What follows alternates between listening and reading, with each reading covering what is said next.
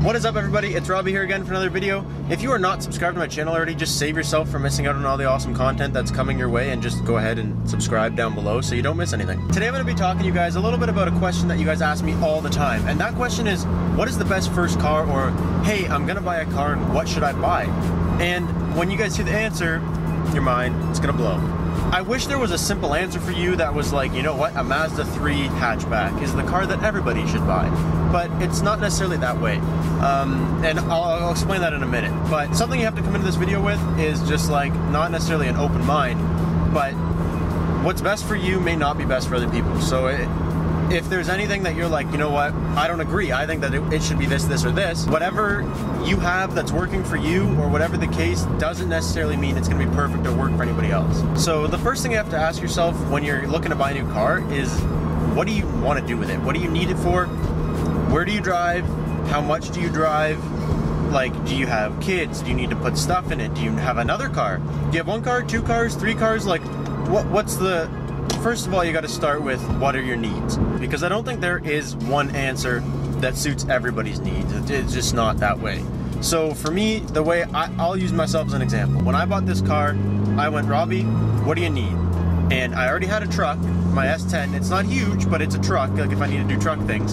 So I was like, I don't need something with full of space because I already have that. What do you want to do with it? I was like, well, kind of want to try autocross.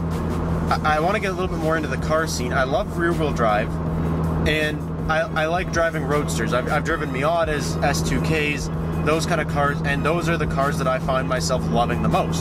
So I was like, you know what? Let's find something that's practical as a daily, but, you know, it still is fun, that I can autocross, that'll whip around the track, and this was the answer for me. This was the best. It has the seats in the back just in case I want them. It's not strictly a two-seater. It fits enough for my needs if I don't want to use the truck, but I do like going camping, and I do like riding ATVs and dirt bikes, and I have the truck to do that. So for me, this fit fine. So when you guys are asking me, hey, what car should I buy? And you're expecting me to just like convince you into buying a BRZ, it may not be that way. So do you drive like on back roads often? Do you drive on bumpy roads? Do you live in the city? Like, do you want an automatic? Do you want a manual? There's a lot of things that are different for everybody. In my opinion, if you need a car that just gets you around and you like modding it a little bit, like you want to do like an exhaust and wheels and stuff, you can do that to basically any car. If you need a car that's going to have some space because you carry stuff around, or you like to do things, but you're not really into like going fast or ever taking it to the track or anything like that, and you just want to get like a nice budget-friendly car, like things like a Chevy Cruze, like a Mazda 3, a Ford Focus, get a Mazda 3 Speed, you can get Focus ST. Things like that are perfect cars because they have the availability to mod them just enough to get your personal taste in there, but not go crazy with it. And if you want to go crazy with it, I'm sure you can go crazy with those cars too. If you kind of know a little bit more you want, you're like, hey, you know what, I really like the like roadster is what I'm calling it kind of cars. I like being low to the ground, I like going fast, I like taking quick turns, and you just like the sporty kind of feel. There's a lot of options, but do you like going fast in a straight line, or do you like holding corners? Are you ever going to autocross it, take it to the track? What kind of things are you going to do with it? Because if you're looking for a car that's, yeah, a sports car like this, but you're all about straight lines, this is not the car for you. You're looking more like a Corvette or something like that. If you're looking for something like this that only has two seats, because maybe you don't want the back row seats, you go 350, you go Miata, you go 370, S2K, those are all great ways to go. If you're like, hey, you know what, I like trucks, then the world's yours, buddy. You get whatever truck suits your needs. It's really hard for me to answer to you guys what is the best first car, because truthfully there is no right or wrong answer. As long as that car suits what you need to do with it and makes you happy, then that's kind of like you win basically, right? When you get to that point. First, you gotta get a list. You gotta get a list of where do you drive? City, back roads, like country, where do you work, where do you drive, where do you go to school, those kind of things. Then you gotta make a list of what your daily life is like. Do you carry a lot of stuff to work, or are you like me? I come in with my car with a lunch bag. Do you need to store like a little bit of stuff in your car, but you don't need a huge vehicle for it? Those kind of things. So where do you drive? What do you do with your daily life? Like, how much stuff do you generally need to bring around? How long you plan on keeping this car?